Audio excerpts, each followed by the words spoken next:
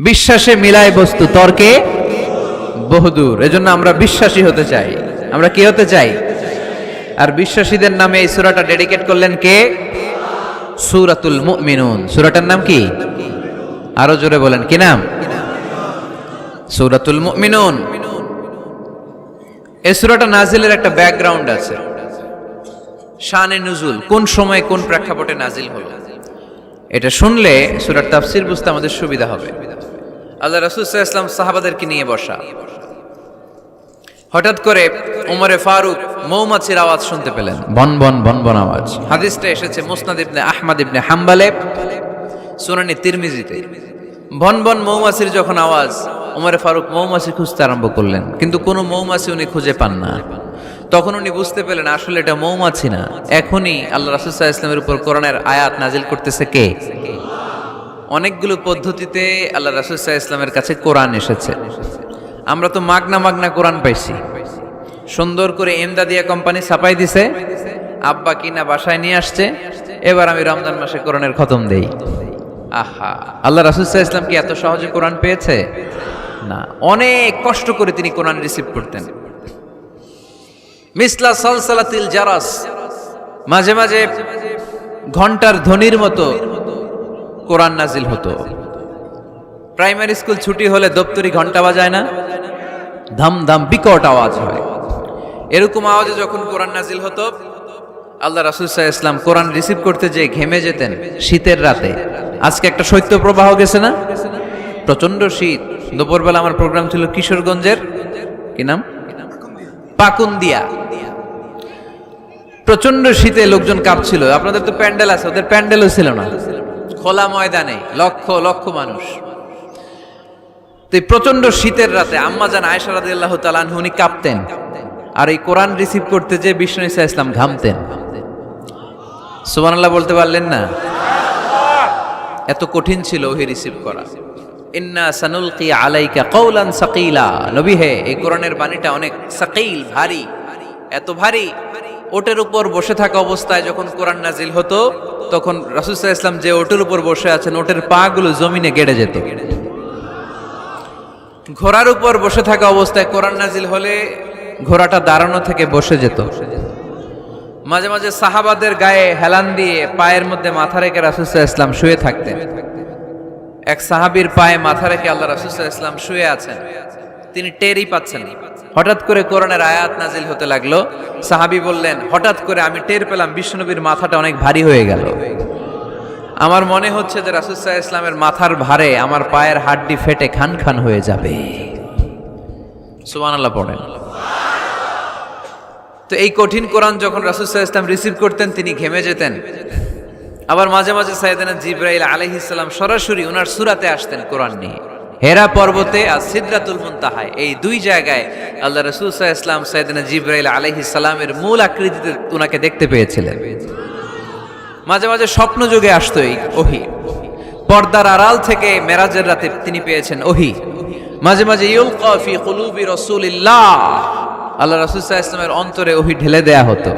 আর মাঝে মাঝে মিসলা সাউতিন নাহাল, মৌমাছির ভনভন ভনভন আওয়াজের মতো কোরআন নাজিল করতো কে? ভনভন আওয়াজ দেখে ওমরে ফারুক বুঝলেন এটা আসলে মৌমাছি না, কোরআনের আয়াত। কোরআনের আয়াত নাজিল শেষ, আল্লাহ রাসূল সাল্লাল্লাহু আলাইহি ওয়াসাল্লাম চেহারা ঘুরিয়ে সাহাবীদের দিকে মুখ করে বসলেন আর বললেন, এইমাত্র সূরাতুল মুমিনুনের শুরুর দিককার আয়াতগুলো আমার কাছে নাজিল হয়েছে। এখানে আল্লাহ তাআলা মুমিনের 7টি গুণের কথা বলেছে। কয়টি? সবাই বলতে হবে, কয়টি গুণ? আল্লাহ রাসূল বললেন, মান আকামা হুন্না দাখালাল জান্নাহ, এই 7টা গুণ যে মানবে আল্লাহ তাআলা জান্নাতুল ফেরদাউসের মালিক বানায় দিবে। আজকে এই 7টা গুণের ব্যাপারে আমরা জেনে যাব ইনশাআল্লাহ। পড়ি আর জোরে পড়ি ইনশাআল্লাহ। আর যদি আপনাদের কষ্ট হয় ওঠা বসা করবেন না, হাত তুলে দাঁড়িয়ে যাবেন, বলবেন হুজুর কষ্ট হচ্ছে। দুই একজনের কাছ থেকে শুনলেই দোয়া করে বিদায়, সংক্ষেপ করে দিবেন ইনশাআল্লাহ। মাইকের সাউন্ডে আমি প্রাণ পাচ্ছি না। আমি বলতেছি একটু ইকো দিয়ে দেখো প্রাণ পাওয়া যায় কিনা। একটু ইকো দাও তো দেখি, বেশি দিও না, আবার একটু দাও। দুর্বল, সাউন্ড দুর্বল। প্রতি রাতে আমাদেরকে কথা বলতে হয়। সাউন্ড সিস্টেম যদি ডিজিটাল সাউন্ড সিস্টেম না হয়, দুর্বল হয়, আমাদেরকে শাউট করতে হয়। একদিনের জন্য শাউট করে আমার গলা ভাঙলে আমার জীবন ধন্য, সমস্যা নাই। কিন্তু আমার তো একদিন না। নোয়াখালীর লোকেরা কয়, হুজুর আন্নেগো একদিন আঙ্গ ব্যাগ দিন, মানে আপনাদের একদিন হইলো আমাদের ব্যাগ দিন, মানে প্রতিদিন। কি হইছে? সাপ কই? বসো বসো। তাহলে মুমিনের কয় গুণ? গলায় আওয়াজ নাই। কয়টা গুণ? এই শেষ পর্যন্ত এরকম আওয়াজ লাগবে আমার। আওয়াজ তোলা যাবে? মাশাআল্লাহ। 60টা গুণ আজকে আমরা শুনবো। আল্লাহ শুরু করছেন, قد أفلح المؤمنون الذين هم في صلاتهم خاشعون। সফল হয়েছে তারা, ঈমান এনেছে যারা। কার কথা? সফলতার মানদণ্ড আল্লাহ দিয়েছেন ঈমান। আপনি যদি টাকাওয়ালা হন, আপনি সফল না যদি ঈমান না থাকে, ঠিক কি না? আপনি যদি ক্ষমতাওয়ালা হন, আপনি সফল না যদি ঈমান না থাকে, ঠিক কি না? আপনি অনেক বড় সেলিব্রিটি কিন্তু ঈমান নাই, আল্লাহর মানদণ্ডে আপনি সফল না, ঠিক কি না? এজন্য আল্লাহ বলেছেন সফল হয়েছে তারা, ঈমান এনেছে। আমি বলবো সফল হয়েছে তারা, আপনারা বলবেন ঈমান এনেছে যারা। আওয়াজ তুলে বলেন, সফল হয়েছে কারা? যারা ঈমানদার, তারা সফল। قد أفلح المؤمنون, successful indeed are the believers. তারাই সফল যারা ঈমানদার। তবে যেন ঈমানদার নয়, তাদের 7টা বৈশিষ্ট্য থাকা চাই। কয়টা? 1 নম্বরে আল্লাহ বলছেন আল্লাযীনা হুম ফি সালাতিহিম খাশিউন। তারা যখন সালাতে দাঁড়ায় দিন দুনিয়ার হুঁশ থাকে না, তারা ভীত সন্ত্রস্ত হয়ে আল্লাহর দিকে রুজু হয়ে সালাত আদায় করে। নামাজে যখন দাঁড়াবো দুনিয়ার কোনো হুঁশ জ্ঞান আমাদের থাকতে পারবে? আমাদের হুঁশ থাকবে একদিকে, তিনি কে? সালাত কায়েম করো, সালাত কায়েম করো, হবে সম্মানী তুমি, হবে জান্নাতি তুমি, হবে সম্মানী তুমি, হবে জান্নাতি তুমি। দিবে কাল হাসরে শীতল ছায়া আরশে আজিম, রাব্বিয়াল আলা রাব্বিয়াল আযীম। পড়েন, রাব্বিয়াল আলা রাব্বিয়াল আযীম। আলহামদুলিল্লাহ। আল্লাযীনা হুম ফি সালাতিহিম খাশিউন। শুরু হয়ে গেল মুমিনদের 7টি বৈশিষ্ট্যের আলোচনা। 1 নাম্বার বৈশিষ্ট্য হচ্ছে মুমিনরা যখন নামাজে দাঁড়ায় দিন দুনিয়ার হুঁশ থাকে না, তাদের চিন্তা, তাদের ধ্যান চলে যায় একদিকে, তিনি কে? সাইয়েদনা আলী রাদিয়াল্লাহু তাআলা আনহু যুদ্ধের ময়দানে মারাত্মকভাবে জখম হলেন, আহত হলেন। পায়ের ভেতরে জিহাদের ময়দানে তীর ঢুকে গেল, তীর কেউ টেনে বের করতে পারে না, এতটাই জখম হয়েছে। তীর ধরে টান মারলে তিনি চিৎকার মারে। বিশ্বনবী দেখলেন অবস্থা বেগতিক। আল্লাহর হাবিব বললেন, তীর ধরে টানাটানির দরকার নাই, যেহেতু টান মারলে ব্যথা পায়, ছেড়ে দাও, আজান দাও। বেলাল তুমি আজান দাও, একামত দাও। এক সাহাবীরে বললেন, আমি যখন নামাজে দাঁড়াবো, আলী যখন নামাজে দাঁড়াবে, নামাজরত অবস্থায় তুমি তোমার নিজের দায়িত্বে আলীর পায়ের ভেতর থেকে তীরটা টেনে বের করে ফেলবা। আজান দেয়া হলো, একামত হলো। বিষ্ণু ঈসা ইসলাম নামাজ পড়তে শুরু করলেন। সাইয়েদনা আলী রাদিয়াল্লাহু তাআলা আনহু নামাজে দাঁড়ালেন। ওই সাহাবী দাঁড়ান নাই। বিশ্বনবীর পরামর্শ অনুযায়ী কাতারের ভেতর দিয়ে যে বিশ্বনবীর মেয়ের জামাতা সাইয়েদনা আলী রাদিয়াল্লাহু তাআলা আনহুর পা থেকে টান মেরে তীর বের করেছে। টান দিয়ে তীর খোলা হয়েছে, কিন্তু সাইয়েদনা আলী মুহূর্তের জন্য টের পান না। আগে টান মারতেছে, ব্যথা পায়, চিৎকার মারে, চিৎকার মারে, কিন্তু সালাতের অবস্থায় টান মেরে তীর বের করেছে, উনি টেরই পান নাই। আল্লাহু আকবার। তার মানে যখন নামাজে তিনি দাঁড়িয়েছেন, দিন দুনিয়ার হুঁশ তার ছিল না। তার হুঁশ, জ্ঞান, চিন্তা, ধ্যান সব কিছু চলে গিয়েছে একজনের দিকে, তিনি কে? এজন্য বিশ্বনবী বলতেন, আন তা'বুদাল্লাহা কাআন্নাকা তারা ফাইন লাম তাকুন তারাহু ফাইন্নাহু ইয়ারাক। এমন ভাবে নামাজ পড়বে মনে করবে তুমি আল্লাহকে দেখে দেখে নামাজের মুসল্লায় আছো, ঠিক কি না? যখন নামাজ পড়বা ভাববা তুমি আল্লাহকে দেখছো। আর যদি এটা কষ্ট হয়, অ্যাটলিস্ট এটা ভাবো যে আল্লাহ তোমায় দেখছে। আমাদেরকে দেখে কে? আমি যে নামাজ পড়ি দেখে কে? এই চিন্তাটা মাথায় থাকার দরকার আছে না নাই? কিরে ভাই, এখানে তো ধাক্কাধাক্কি করে লাভ নাই। প্রজেক্টর গুলো কোন দিকে? প্রজেক্টর আছে ওই যে পেছনে প্রজেক্টর, ওখানে চলে যাও। এখানে দেখার জন্য যদি ধাক্কাধাক্কি করো বিশৃঙ্খলা হবে। সাউন্ড নাই। এই মাইকটা কি কাজ করে না তোমার? তো সাউন্ড পায় না কেন? আচ্ছা, সাউন্ড কম বলে যদি চিল্লাও তাহলে তো আমার কথা আরো শোনা যাবে না। ও দেখতেছে, ওকে দেখতে দাও। এত বড় গ্যাদারিং এ এইদিকে সমস্যা হবে, ওদিকে তার ছিঁড়ে যাবে, ওদিকে সাউন্ড বক্স নষ্ট হয়ে যাবে। এটা খুব স্বাভাবিক। তোমাদের সহযোগিতা লাগবে, তা না হলে তো একটু পর পর আলোচনার মাঝখানে ব্রেক দিলে আলোচনা করা যাবে না। লক্ষ লক্ষ লোকের সমাগম, এখানে কিছু সমস্যা হবেই। এগুলো মেনে নিয়েই আমাদেরকে বসে থাকতে হবে, ঠিক কিনা? মাইক অপারেটর, লাস্ট চান্স দিলাম তোমার, এটা ঠিক করো তাড়াতাড়ি। তোমার মাইকের কারণে অনেকবার ব্রেক হয়েছে আমার আলোচনা। হয়েছে, একটা ছেলে কথা বলবো না এখানে। এই ছেলে চুপ, ইয়েলো জ্যাকেট চুপ, কথা নাই, চুপচাপ দাঁড়ায় থাকো। এদিকে তাকান। আন তা'বুদাল্লাহা কাআন্নাকা তারা ফাইন লাম তাকুন তারাহু ফাইন্নাহু ইয়ারাক। এমন ভাবে নামাজ পড়ো, এটা চিন্তা করো যে আল্লাহ তোমায় দেখছে। আল্লাহ ইজ ওয়াচিং মি, তাই না? আল্লাহ ইজ অবজার্ভিং মি, আমার আল্লাহ আমাকে দেখছে। এই চিন্তা করে যদি নামাজ পড়েন, খুশু খুদু বাড়ায় দিবে কে? এক সাহাবী নামাজে পড়তেছে, দাড়িও টানতেছে, এরকম নামাজে পড়ে দাড়িও টানে, এরকম আল্লাহর ওলি আছে না নাই?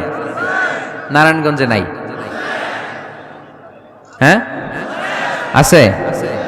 নামাজ পড়া অবস্থায় বারবার চুলকানো যাবে, দাড়ি টানা যাবে, শুধু মোবাইলে SMS লেখা যাবে? যাবে না, এগুলো করবেন না। নজরটা থাকবে সেজদার দিকে। কোন দিকে? সবাই বলেন, মনে থাকবে এটা। এগুলো message, very sensitive and important message. এগুলো নিয়ে যান বাড়িতে। সালাতে মন বসে না, কারণ নজর ছোটাছুটি করে এইদিকে এইদিকে এইদিকে। নামাজে দাঁড়াইছে, জানলা খোলা, জানলার দিকে তাকায় আছে। আল্লাহর ওলি আছে না নাই?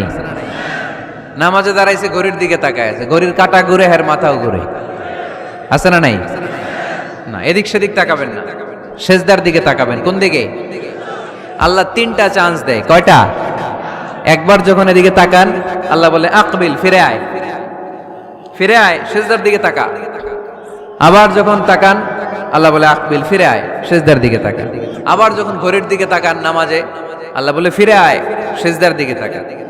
3বারের পরে যখন আবার অন্যদিকে নজর করেন, আল্লাহ বলে লা হাজাতা লি ইলা সালাতিক, তোর এই নামাজের দরকার আমার নাই। নাউজুবিল্লাহ পড়বেন না? যে আল্লাহরে খুশি করার জন্য এত সময় ব্যয় করে, এই কষ্ট করে শীতের রাতে ওযু করে নামাজে দাঁড়ালাম, ওই আল্লাহ যদি বলে এই নামাজের দরকার নাই। এখানে কি হয়েছে ভাই? দেখতেছেন যে জায়গা হচ্ছে না, তো ওইখানে ধাক্কাধাক্কি করবেন কেন? আপনি পিছনে চলে যান, অ্যাবাউট টার্ন, পেছনে যান, যে প্রজেক্টরে দেখেন, যান। যেখানে জায়গা হবে না ওখানে ধাক্কা দিবেন কেন আপনি? এই জনস্রোতের ধাক্কা অনেকে আহত হয়, এটা করবেন না প্লিজ, এটা করবেন না। আর অল্প অল্প কিছু সময় আমরা কথা বলবো, বারবার ব্রেক করলে তো হবে না, এটা বুঝতে চায় না অনেকে। প্লিজ এরকম করবেন না। একজন আলোচক যখন কথা বলে, তার আলোচনার একটা ফ্লো থাকে, ওই ফ্লোতে সে এগোয়, তার শ্রোতাকে সে কি বলবে একটার পর একটা কথা তাকে প্রেজেন্ট করতে হয়। একটু পরে যদি কে হুজুর মাইক নাই, ওদিকে কয় আওয়াজ নাই, আরেকজন কয় আমি নাই, কিছুক্ষণ পরে দেখা যাবে আমিও নাই, আমিও চলে যাব। তো এগুলো করো না, আর অল্প কয়েক মিনিট। তো নামাজে নজরটা থাকবে কোন দিকে? অনেকে এগুলো করে, অনেক মুরব্বী বাবারাও করে, আমি দেখেছি। মুরব্বীরা অনেক সময় নামাজ পড়ে ঘরে কেউ ঢুকলে এমনি তাকায়, আছে না নাই? মুরব্বী বাজানকে বুঝাই দিবেন যে নিয়ম হচ্ছে সেজদার দিকে তাকানো। কোন দিকে তাকানো? খেয়াল থাকবে তো। সাহাবারা যখন নামাজে দাঁড়াতেন, সফরে যখন মরুভূমিতে সালাত আদায় করতে দাঁড়াতেন, মরুভূমির পাখিগুলো সাহাবাদের মাথায় এসে বসে যেত, কারণ পাখি মনে করতে এগুলো খেজুর গাছ। কি গাছ? নড়ে না, চড়ে না, ঠায় দাঁড়িয়ে আছে। পারা যাবে না এরকম নামাজ পড়তে? ইনশাআল্লাহ পড়েন। আল্লাযীনা হুম ফি সালাতিহিম খাশিউন, মুমিনদের প্রথম গুণ, তারা যখন নামাজে দাঁড়ায় ভীত সন্তুষ্ট হয়ে খুশু খুদুর সাথে একাগ্রতার সাথে নামাজ পড়ে। With full of solemnity and submission, ডানে বায়ে তাকায় না। তারা সব সময় টেনশনে থাকে, আল্লাহ আমার নামাজ কবুল করলো তো? আর তারা ভাবে হতে পারে এটাই আমার জীবনের শেষ নামাজ। It could be my final সালাহ, পারফর্ম দ্য সালাহ as if this is your last and final prayer. এমন ভাবে নামাজ পড়ো, চিন্তা করো যে হতে পারে এটাই তোমার জীবনের শেষ নামাজ, আর হয়তো আমি আল্লাহর সিজদা দেওয়ার সুযোগ পাবো না। আজকের মাহফিল শেষ করে আমরা বাসায় পৌঁছতে পারবো, কোনো গ্যারান্টি আছে আমার? আর 10 মিনিট হায়াত আছে আমার, কোনো গ্যারান্টি নাই। আর 2 মিনিট বাঁচবো, গ্যারান্টি আছে? শ্বাস যেটা নিলাম এটা ফেলতে পারবো, গ্যারান্টি আছে? তো মুসল্লায় যে দাঁড়াইলেন, নামাজ যে পড়লেন, এরপরে আরেকবার নামাজের সুযোগ পাবেন, গ্যারান্টি আছে? তো তাহলে প্রত্যেক নামাজের সময় মুসল্লায় দাঁড়িয়ে আমরা এটা ভাবি না কেন যে এটাই হতে পারে আমার শেষ নামাজ? This could be my final সালাহ, হতে পারে এটাই আমার শেষ নামাজ। এরকম চিন্তা নিয়ে যদি আপনি নামাজে দাঁড়ান তাহলে মন এদিক সেদিক যাবে। অনেকে নামাজেও দাঁড়ায়, আবার টেলিভিশনে কোন নিউজ দিচ্ছে ওইটার টেনশনও থাকে, আছে না নাই? নামাজেও দাঁড়ায়, শেয়ার বাজারের দাম বাড়লো না কমলো টেনশন করে। নামাজেও দাঁড়ায়, মাশরাফি ছক্কা মারলো না আউট হইলো, টেনশন আছে না নাই? যার যেদিকে আগ্রহ ওইটা নিয়ে পড়ে থাকে নামাজে, ওই নামাজকে আল্লাহ কবুল করবে? এজন্য এমন ভাবে সালাতে দাঁড়াবো, ভাববো যে হতে পারে এটাই আমার জীবনের শেষ নামাজ। আজকে যদি বলা হয় রাত 12টায় মালাকুল মাউত এসে আপনার রূহ নিয়ে যাবে, this night is your last night in your life, আপনার জীবনে এটা শেষ রাত, এখন আপনি যে নামাজের সুযোগটা পাবেন, লাস্ট চান্স, আপনি ওই দিন কি করবেন?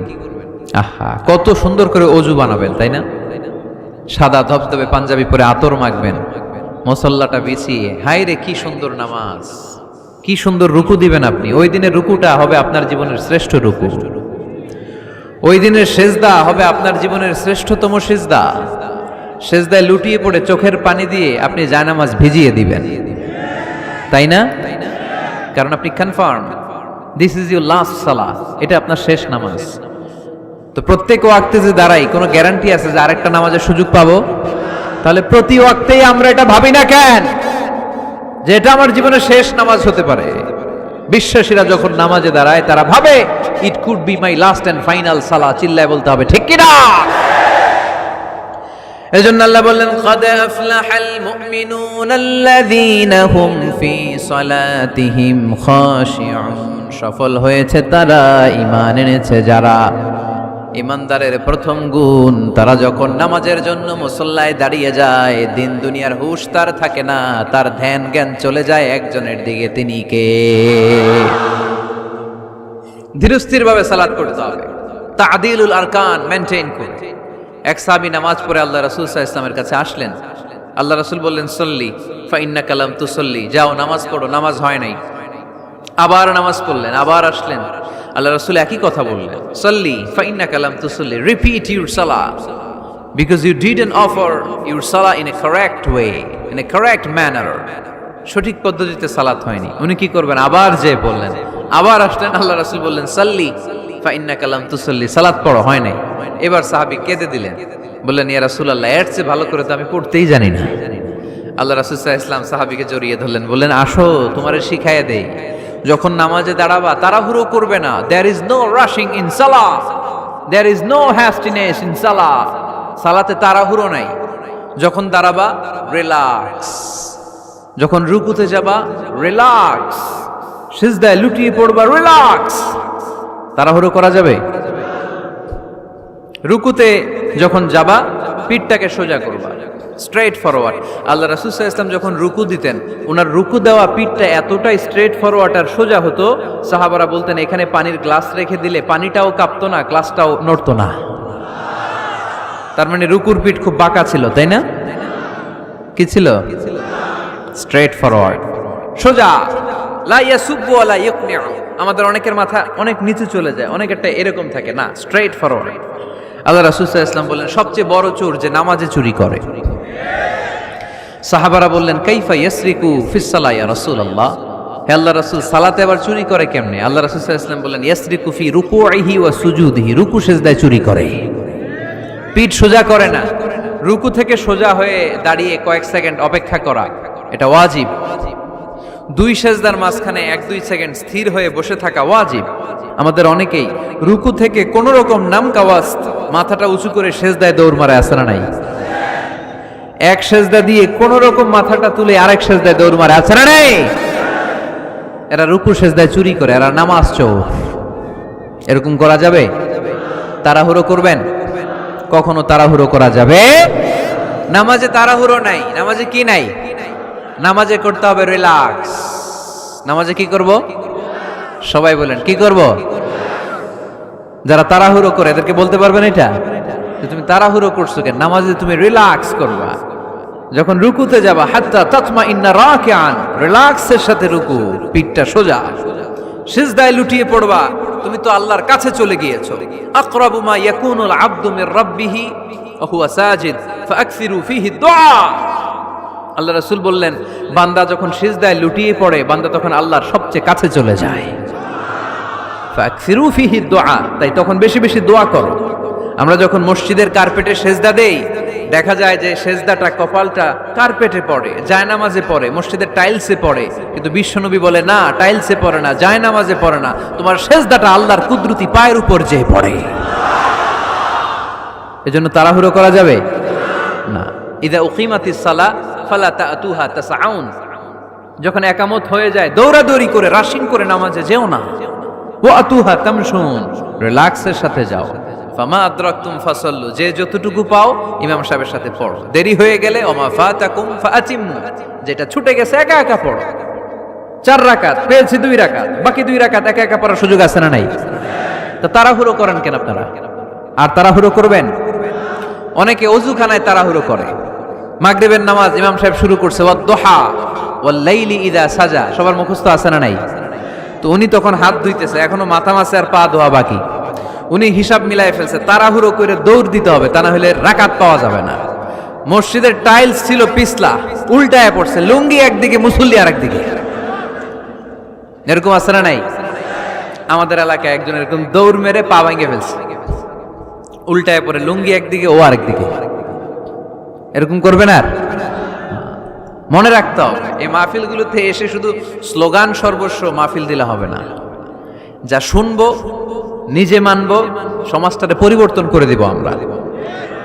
আমাদের দিকে চেয়ে আছে বাংলাদেশ, ঠিক কি না?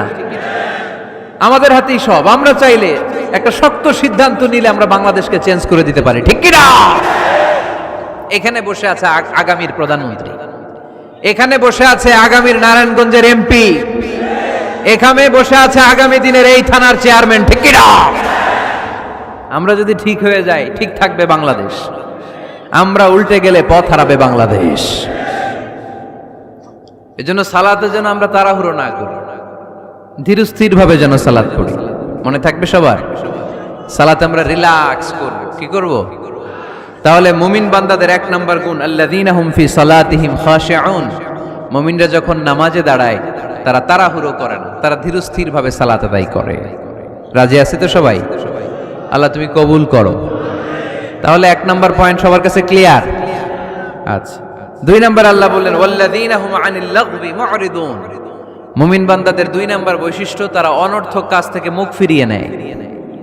তাই না? এখানে অনর্থক কাজ গেলে আমার সওয়াব নেই, আরো গুনাহ হবে, যাব আমি? এখানে এমন কাজ গেলে আমার আমল নষ্ট হবে, যাব আমি? ওয়াল্লাযীনা হুম আনিল লাগবি মুরিদুন। মুমিন বান্দার 2 নাম্বার গুণ, মুমিন বান্দা কখনো কোনো অনর্থক কাজের দিকে যায় না। যেই জায়গায় গেলে সওয়াব হয়, মানবতার কল্যাণ হয়, সব সময় মুমিনকে ওই জায়গায় পাওয়া যায়। ওয়াল্লাযীনা হুম আনিল লাগবি মুরিদুন। অনর্থক কাজ করব না, যেটাই করব এটা যেন অর্থবোধক হয়, এটা যেন আমার কাজে লাগে, 10-এর কাজে লাগে। এরকম কাজ করার দরকার আছে না নাই? মিন হুসনি ইসলামিল মারই তারকুহু মা লা ইয়ানিহি। আল্লাহ রাসূল সাল্লাল্লাহু আলাইহি ওয়াসাল্লাম বললেন, ব্যক্তির ইসলামের সৌন্দর্যের মধ্য থেকে একটা বড় সৌন্দর্য হচ্ছে ব্যক্তি অনর্থক কোনো কাজ করবে না। কারণ মুমিন খুব ভালো করে জানে, যাই করে ভিডিও ক্যামেরা দিয়ে ক্যামেরা করে কে? আপনারা কি মনে করছেন যে আজকের যে মিডিয়ার ভাইরা আসছে ওদের কাছেই ক্যামেরা? ফেরেশতাদের কাছে ক্যামেরা নাই? আছে না নাই? এজন্য আল্লাহ সূরা ইয়াসিনে বললেন ওয়া কুল্লা শাইইন আহসাইনাহু ফি ইমামিম মুবিন। দুনিয়াতে তোমরা যা করো, যেখানে যাও, যে কাজের সাথেই সম্পৃক্ত হও না, তোমাদের সব কাজগুলোকে ইমাম মুবিন নামক ভিডিও ক্যামকর্ডার দিয়ে ধারণ করে কে? আবার মুমিন জানে মা ইয়ালফিযু মিন কাউলিন ইল্লা লাদাইহি রাকীবুন আতীদ। মুমিন জানে মুখ দিয়ে আমি যা বলি, যে বাক্যই উচ্চারণ করি, যে শব্দ উচ্চারণ করি, ফেসবুকের কমেন্টস বক্সে যেই কমেন্টস আমি টাইপ করি, এই সবগুলো দেখে কে? রাকিবুন আতীদ নামে দুইজন ফেরেশতা আছে, সব কিছু নোট করে নেয়, ঠিক কিনা? মুখে যা বলবো এটাও অর্থবহ হইতে হবে, যা লিখবো তাও অর্থবোধক হইতে হবে, ঠিক কিনা? এখন তো বলার চেয়ে আমরা টাইপ করি বেশি। ফেসবুকে কমেন্টস অপশন আছে না নাই? আহা, ইচ্ছা মতো কমেন্টস করে, কমেন্টসের ফুলঝুরি, গালি গালা সব মাগনা, আছে না নাই? নারায়ণগঞ্জের ছেলেরা অবশ্য এগুলো করে না, এখানকার ছেলেরা ভালো, অনেক দেখেই বোঝা যাচ্ছে খুব শান্তশিষ্ট। কমেন্টেও আমি কি লিখলাম এ ব্যাপারেও হিসাব চাইবে কে? কান দিয়ে আমি কি শুনি হিসাব চাইবে কে? চোখ দিয়ে কি দেখি হিসাব চাইবে কে? এজন্য যা মন চায় চোখ দিয়ে দেখা যাবে, যা মনে চায় মুমিন কান দিয়ে শুনতে পারে। যেন কানে শুনি সদা তোমার কালাম, হে খোদা, চোখে যেন দেখি শুধু কোরআনের আয়াত, শোনো আমারে মুনাজাত। পড়েন, শোনো শোনো ইয়া ইলাহি আমারে মুনাজাত, শোনো আমারে মুনাজাত। পড়ি আমিন। এজন্য মুমিন বান্দার 2 নাম্বার গুণ ওয়াল্লাযীনা হুম আনিল লাগবি মুরিদুন। অনর্থক কাজে আমরা যাব না। যাব?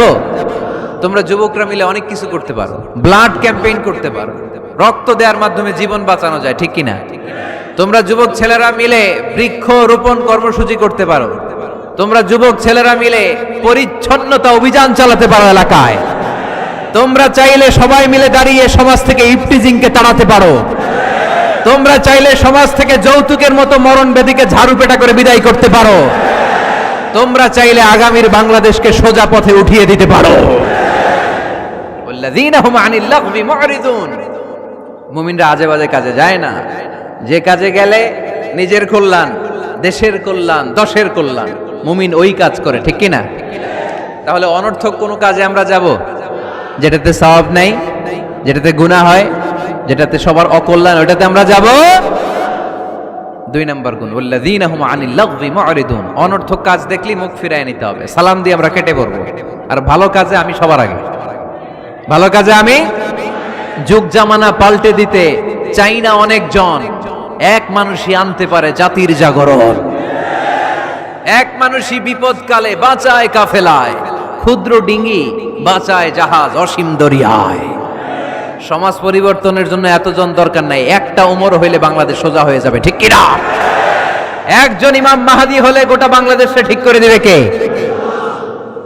ওই ওমরের মতো যেন আমরা হতে পারি, আমরা যেন পরিবর্তনের নায়ক হতে পারি। আল্লাহ তুমি তৌফিক দাও। আর জোরে আমিন। ওয়াল্লাযীনা হুম আনিল লাগবি মুরিদুন। অনর্থক আজে বাজে কাজে আমরা যাব, ভালো কাজ যেখানে আমরা যাব। তাহলে প্রথম গুণ কি ছিল? সালাতে খুশু খুদু, আল্লাহর ভয়, আল্লাহর চিন্তা নিয়ে সালাত পড়ে। 2 নম্বরে অনর্থক কাজে মুমিনরা যাবে। 3 নম্বরে আল্লাহ বললেন ওয়াল্লাযীনা হুম লিয-যাকাতি ফাঈলুন। আমার মুমিন বান্দাদেরকে আমি ধন সম্পদ দিয়ে যদি ধনী বানিয়ে দেই, ওই সম্পদ থেকে গরিবদের জন্য তারা দান করে। দে যাকাত, দে যাকাত, তোরা দে রে যাকাত, তোর দিল খুলবে পরে, আগে খুলু খা। দে যাকাত, দে যাকাত, তোরা দে রে যাকাত, ঠিক কি না? ওয়া ফি আমওয়ালিহিম হাক্কুন লিসাইলি ওয়াল মাহরুম। তোমার সম্পদে গরিব দুঃখীর অধিকার আছে। আমি যে যাকাত দেই এটা আমি কিন্তু করুণা করি না, বরং ও যাকাত নিয়ে ও আমারে করুণা করে। কথা বুঝতে পেরেছেন? আমি যাকাত দেওয়াটা আমার উপর ফরজ, কিন্তু যে গরিব ওর জন্য কি যাকাত নেওয়া ফরজ? ওর ঘরে টাকা নাই, ও বললে আমি রোজা রাখবো কিন্তু যাকাতের টাকা নিব না, কোনো সমস্যা আছে? কিন্তু আমি যদি কই যাকাত দিব না, সমস্যা আছে না নাই? তাহলে আমি করুণা করি নাই, ও যে আমার থেকে যাকাতের প্যাকেটটা নিয়ে এই বিশাল ফরজ ইবাদত পালনে আমারে সহায়তা করলো, ও আমারে করুণা করেছে, ও এসে আমারে দয়া দেখিয়ে গিয়েছে, ঠিক কি না? অনেকে যাকাতের শাড়ি দেয়, লুঙ্গি দেয়, আবার মাইকে ঘোষণা দিয়ে দেয় অমুক দিন যাকাতের শাড়ি দেয়া হবে, লুঙ্গি দেয়া হবে। আহা, গরিব মানুষগুলো ধাক্কা ধাক্কি করে পদপৃষ্ঠ হয়ে মারা যায়। কিয়ামতের দিন মার্ডার কেসের আসামি করে তোরে আল্লাহ দাঁড় করাবে। তোমার কারণে এই মানুষগুলো মারা গিয়েছে, অব্যবস্থাপনার কারণে। এরকম নিউজ বাংলাদেশে আছে না নাই? যাকাতের শাড়ি বলে কোনো শাড়ি আছে? যাকাতের লুঙ্গি বলে কোনো লুঙ্গি আছে? সমাজ থেকে দারিদ্রতা বিমোচনের জন্য যাকাত এমন কিছু দিবেন যাতে করে সে কিছু করে খেতে পারে। সিএনজি কিনে দেন, একটা ছেলেটা সিএনজি চালাবে, অটোরিকশা চালিয়ে স্বাবলম্বী হবে, ঠিক কিনা? অস্ট্রেলিয়ান গাভী কিনে দেন, গরুর দুধ বিক্রি করে স্বাবলম্বী হবে, ঠিক কিনা? ঝালমুড়ির একটা দোকান বানায় দেন, চায়ের একটা দোকান বানায় দেন, চা বিক্রি করবে, ফুচকা বিক্রি করে ও চলবে, ফ্যামিলিও চলবে। আর যদি একটা শাড়ি, একটা লুঙ্গি, 1 কেজি সয়াবিন তেল আর 1 কেজি চাল দিয়ে দেন, এটা নিয়ে দুপুর পর্যন্ত চলবে, রাত্রে বেলায় আরেক জায়গায় লাইনে দাঁড়াবে। দারিদ্রতা কি দূর হবে? একদিকে গাছতলা, আরেকদিকে 5 তলা, ওই বাংলাদেশ আমরা চাই না, ঠিক কি না? অর্থের সুষম বন্টনের জন্য যাকাতকে ফরজ করেছে কে? এজন্য আল্লাহ বললেন আল্লাযীনা হুম লিযাকাতি ফাঈলুন।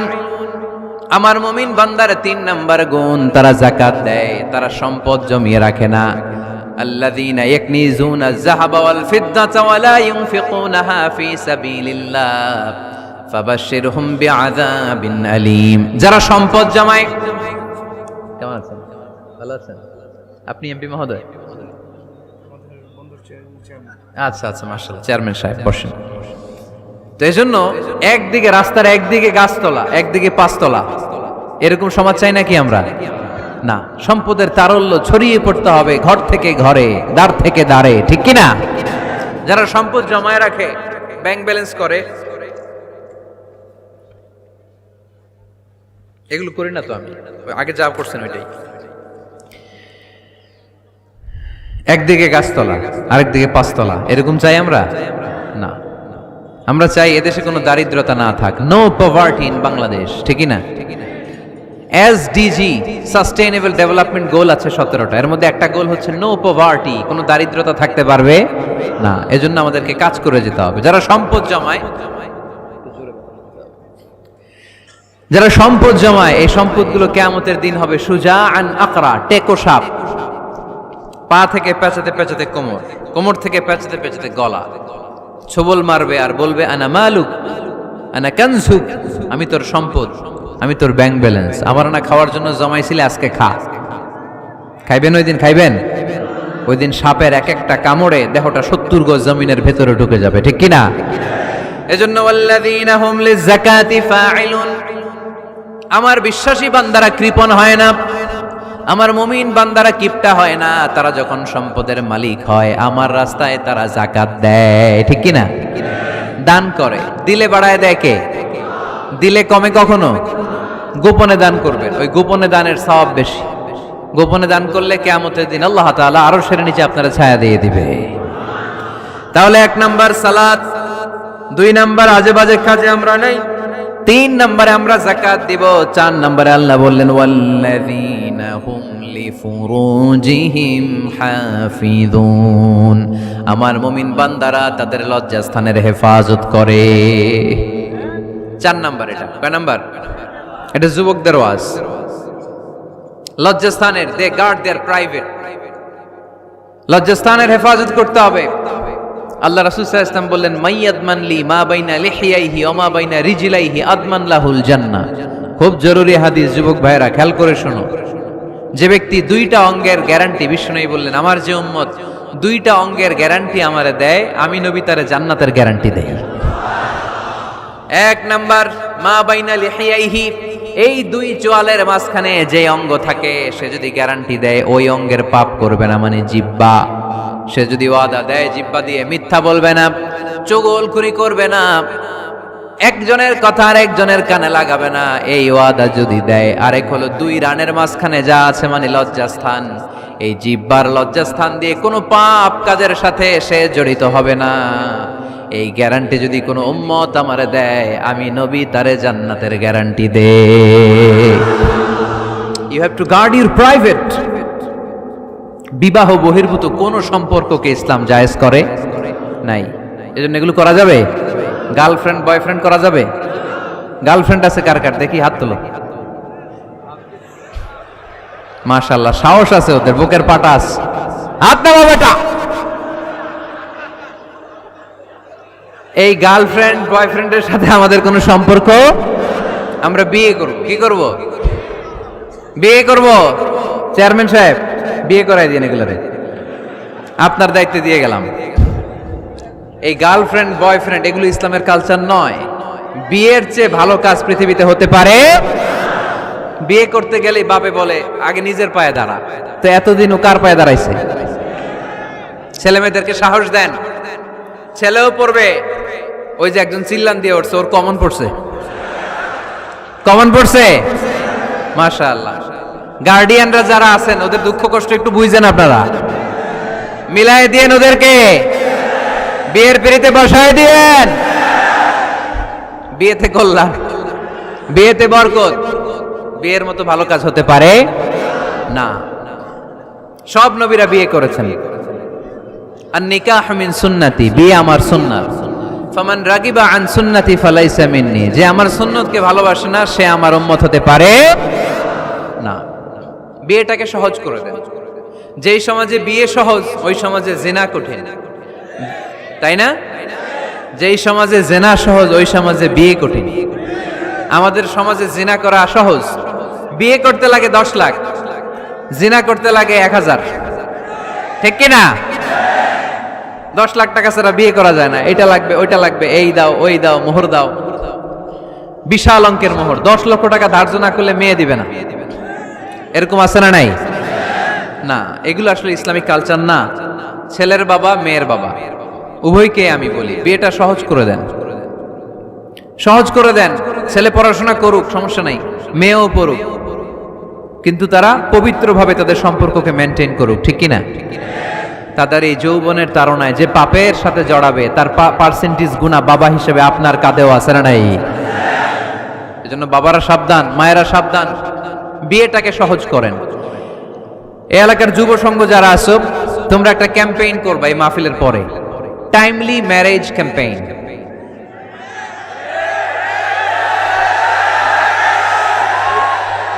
Timely marriage campaign. সময় মতো বিয়ে দিতে হবে, দেরি করা যাবে। বাপ মা বুঝে না, একজনকে হুজুর আব্বাই বুঝে না। গার্ডিয়ান যারা আছেন একটু সদয় হন। ওরা যে পাপের সাথে, পাপের রাস্তা যে ওরা চিনে যাচ্ছে, পাপের পথে যে জড়িয়ে যাচ্ছে, আল্লাহর সুপ্রিম কোর্টের কাঠগড়ায় আসামি করে আল্লাহ সেদিন আপনারে দাঁড় করাবে। আল্লাযীনা হুম লিফুরুজিহিম হাফিজুন, দে গার্ড देयर প্রাইভেটস। মুকদ্দমাতুল হারামে হারাম, এট এ গ্ল্যান্স। একটা নারীর দিকে চোখ পড়ে যাওয়া এটা হারাম না, কিন্তু এই চোখ পড়ার কারণে এটা জেনার দিকে নিয়ে যাবে, এজন্য এটাকেও হারাম করেছে কে? মুকদ্দমাতুল হারামে হারাম। এই নজরটা বড় খারাপ। আন-নাযার সাহামুন মাসমুমুন মিন সিহামি ইবলিস। এই নজর হচ্ছে শয়তানের বিষ মাখানো তীরের মধ্যে থেকে একটা ভয়ঙ্কর তীর। এই তীর দিয়ে শয়তান যুবক আর যুবতীদেরকে কাবু করে ফেলে।